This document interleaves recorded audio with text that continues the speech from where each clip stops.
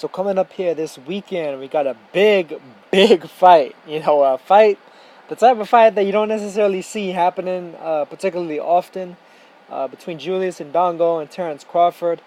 A unification of all four world titles. This is going to be for the Undisputed Championship, the Undisputed Super Lightweight or Light Welterweight Championship, man. Lineal, Ring Magazine, and all the ABC belts. The IBF, the WBA, the WBC, and the WBO. They're all included here, all on the line. It's very rare when the different alphabet titles even allow this to happen. You know what I mean? So it's almost like a minor miracle that things kind of managed to play themselves out this way. I mean, especially considering the fact that there might have been the possibility of I think it was like the IBF was possibly might have stripped Julius Indongo because there was can't think of the fighter's name that he was supposed to fight that was the mandatory for him. He's trained by Abel Sanchez. What the hell is the guy's name? Lipinets. Sergey Lipinets. But hey, they're gonna get it on and popping. Terence Crawford versus Julius Indongo, two undefeated champions. Crawford's 31-0 with 22 knockouts. Julius Indongo was 22-0 with 11 knockouts. They share an opponent in Ricky Burns. Indongo pretty much shutting him out. Just schooling him and taking him out from the outside. Crawford kind of busting him up a bit more so at mid-range and on the inside. Otherwise, Crawford has kind of shown improved fairly well recently. But this is definitely the biggest test, not only since Victor Postol, which was meant to be like another fight where we were gonna see if Terence Crawford was truly the real deal at 140 pounds. But this, I think, even more so because of the fact that I think just generally speaking, Indongo not only is possibly the best fighter that Terence Crawford will have fought up to now, but he also possesses the particular skill set and style that has been shown to give Crawford some fits in the past. The way that Hank Lundy and Yurikus Gamboa were able to kind of pot shot Crawford on the outside with their hand speed and foot speed, that kind of snappy power, even though they were much shorter and had shorter reaches than Crawford. Indongo, on the other hand, is just as quick, if not quicker, than both of them. And he has a longer reach, not only than they do, but than Crawford does. And he's taller than Crawford. So with this, I mean, you definitely can't say that you can't give the criticism like has been somewhat levied against Crawford at certain points in his career that he's bringing a guy up and and beating him down, and he's fighting smaller guys, shorter guys, etc. With Indongo here, he's fighting a guy that is a little bit taller than him, albeit maybe not necessarily as heavy. I'm not entirely sure what Indongo comes in on the fight night, but he definitely doesn't look like a small guy. He definitely looks like he sizes up next to Crawford pretty nicely. He doesn't look undersized by any means. He doesn't look like Chocolatito against Street Arquette and Quadras. He's not like a little chubby dude next to Brick Shit House. Just the way that they size up, the style that Indongo brings could be very troublesome for Crawford. If Indongo is able to kind of keep Crawford at distance for longer than some of these other fighters have managed to do, it could be a long night for Crawford. Not only that, but there's also a couple of questions about Indongo. There's a question, if Crawford manages to catch him, does Indongo have a good chin? Does he, can he take a punch? Who knows? Maybe he's kind of a glass cannon where he has that big power of his own from the outside, but maybe he can't necessarily take it as well as he can give it. Also, can he fight on the inside? We know that Terence Crawford can. Crawford is a very, very good inside fighter. Maybe not quite as skilled as Indongo, I would say, on the outside, but definitely a high level, high tier fighter on the inside, across the entire sport. Barring no weight class. But if Indongo can fight on the inside just as well as he fights on the outside, once again, it's going to be a very long night for Terence Crawford. Either way, I think it's going to be a very difficult fight for Crawford. I think it's going to be a very difficult fight for both of them. But I get the feeling that Indongo is going to start fast. He's going to get maybe a 2, 3, 4 round lead the first few rounds. And it's going to be up to Crawford to cut off the ring. It's going to be up to him to get the timing together, whether he's going to switch stances or not, whether he has more success as an orthodox fighter or as a southpaw, or perhaps even switching between the two to kind of keep constantly changing his look for Indongo and being able to kind of draw counters out of him and catch him in that way. That kind of remains to be seen. There's some serious question marks going into this fight. Crawford is a guy that has been, stunned a couple of times on occasion, and he isn't necessarily like a defensive wizard. He can be hit. He can be hit, and he has been hit in the past. He's fairly good defensively. He's competent, but he's not a whiz. He's not a Floyd Mayweather, for instance. He blends the offense and the defense in a entirely different fashion compared to somebody like that. So, Indongo definitely has a lot of opportunity. And I'm actually really surprised at how wide the odds are for this fight. But in somewhat of the same vein, I'm not to a degree, simply because of the fact that, this is a top-ranked fighter on a top-ranked card, fighting in his home state of Nebraska. So, when it comes to close rounds, Crawford will most likely be getting the nod. Indongo is probably going to have to win like 9 rounds clear in order to get a split decision. In order to get a split decision victory in this fight, he's going to have to clearly and cleanly defeat Terence Crawford in a serious manner, in a very bombastic manner. Because it's just the way it goes. I actually find it kind of funny that so many people are counting Indongo out, in particular. Considering the fact that of how well he did against Burns and just how nastily he starched out Edward Troyanovsky. Can he necessarily carry that power all the way through? I did think that he carried it fairly nicely against Burns. He definitely looked like he was hurting him in those later rounds just as well as he had been in the earlier rounds. So, I definitely can't necessarily say that his power isn't there late. And that scary KO power that he showed against Troyanovsky is only going to be there in the early goings.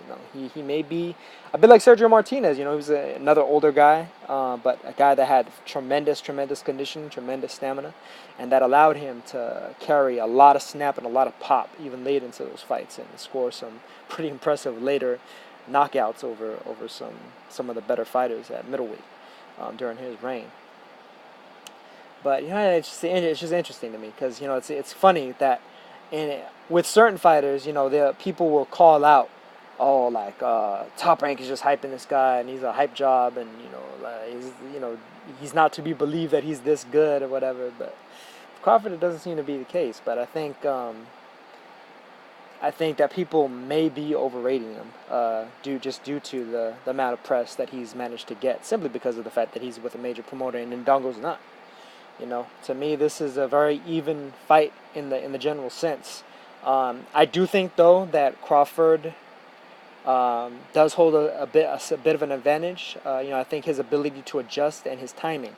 I tend to favor timing and just like technique above all most of the time, unless somebody just has serious, physicality or some other type of attribute, speed or power or what have you, that is just overwhelming, and they're able to institute it in a skillful enough fashion to make it matter in the potential gap of a technical deficiency or inequity.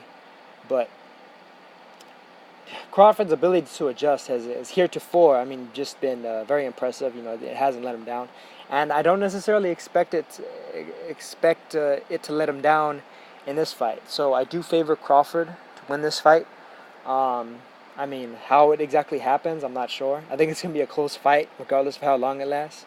I think it's going to be tit for tat, round by round, close rounds, especially once you get into the middle and the later rounds. I think there's going to be a lot of close rounds.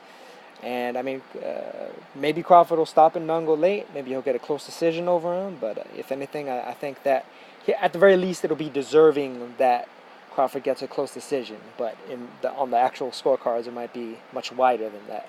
And so I wouldn't be surprised to see some people kind of pissed off about the scorecards. But like I said, it's something that's been a bit of a pattern with fighters fighting under the promotional banner that Crawford happens to find himself in. But like I said, Indongo is not somebody to be counted out.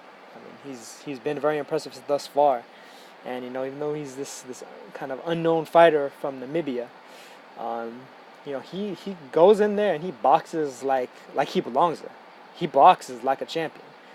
Yeah, the way that he took out Troyanovsky and the way that he pretty much schooled Burns. He didn't look for a second like he was a fish out of water. He didn't look for a second like he had any doubts about his ability.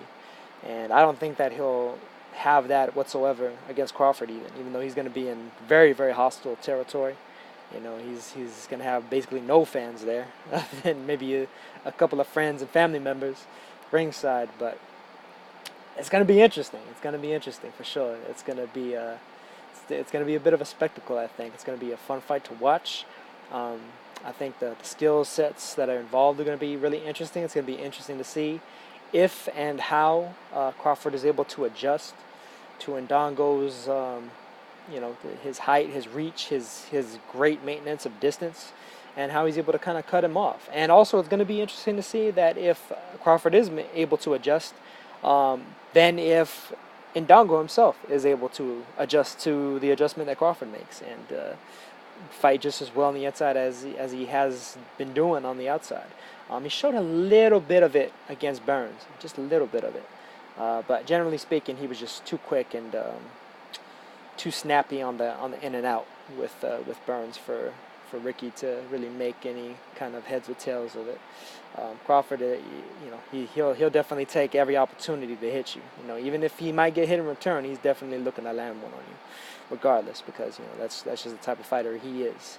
He definitely has some bad intentions on some of those shots, even when he has to take one to get one. But like I said, I'm really interested in this fight. That's why I wanted to make a bit of a preview, I guess, prediction kind of a video for it.